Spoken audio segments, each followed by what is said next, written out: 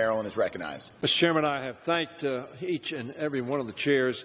None have worked harder than Mr. DeFazio from the state of Oregon, who is one of this country's experts on transportation and the movement of goods and services, so critical to our economy and so critical to the health of our people. And I am pleased to yield to Mr. DeFazio.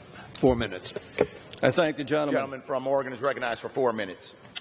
This is an unprecedented challenge to the health and economic well-being of the United States of America, and I'm proud to be a member of the House today here to address this. There are numerous provisions of this bill with which I disagree, and I know there are numerous provisions which my Republican colleagues disagree with. But let's put it a little bit in perspective. You know, after 9/11, we bailed out the airlines. They got a bunch of cash.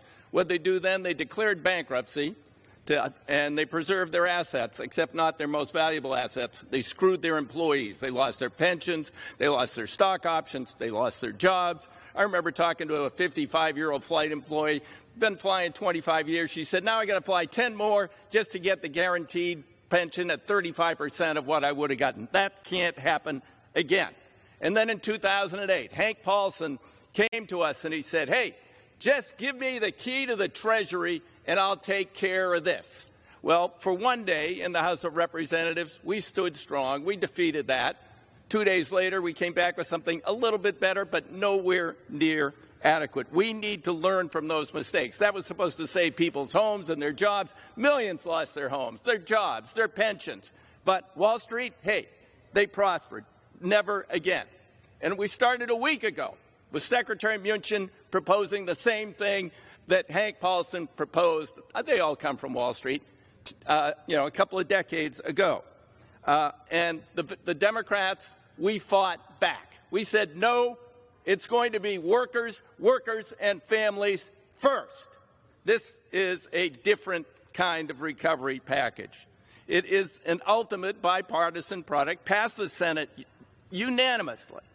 And it emphasizes payrolls, maintaining benefits. It's going to get help to small businesses, individual owners, to larger businesses. It's going to target people with extended and enhanced unemployment benefits, some who work in the gig economy and wouldn't be eligible for anything. They're totally out.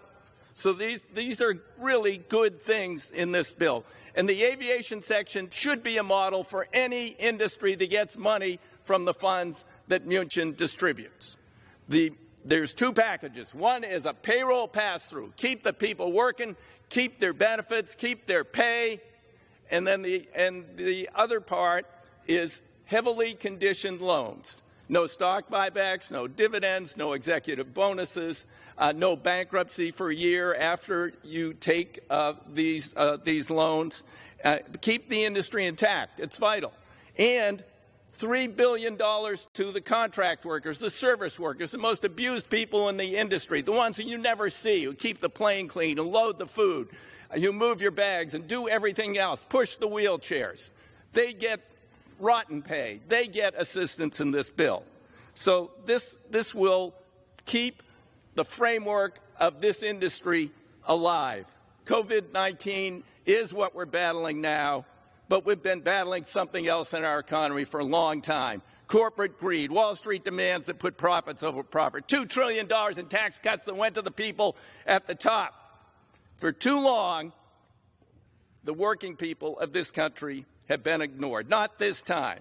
Not this time. We need a system that always puts workers and families first, not just during a national emergency, and not just when it's politically convenient.